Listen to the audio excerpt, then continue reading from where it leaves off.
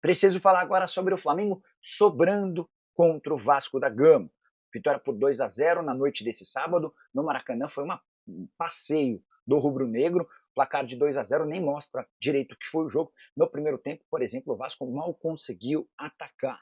Os gols do Bruno Henrique, de pênalti na primeira etapa, e também do Everton Cebolinha na segunda etapa. Só para explicar, nos últimos 10 jogos entre os dois times são 7 vitórias do Flamengo, 2 empates e uma vitória apenas do Vasco. Dessa maneira, com esse resultado, o Flamengo pulou ou se manteve na primeira colocação, agora com 20 pontos.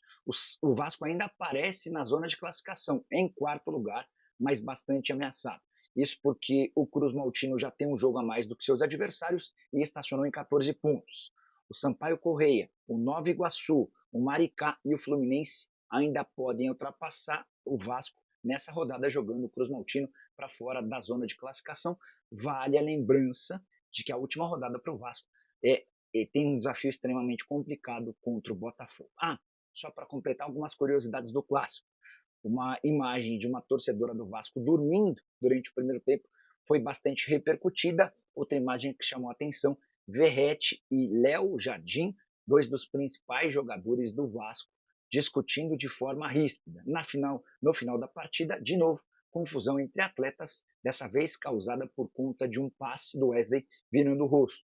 O Coutinho não gostou, foi tirar satisfação. No final, em entrevista, o lateral direito do Flamengo pediu desculpas ao torcedor do Vasco.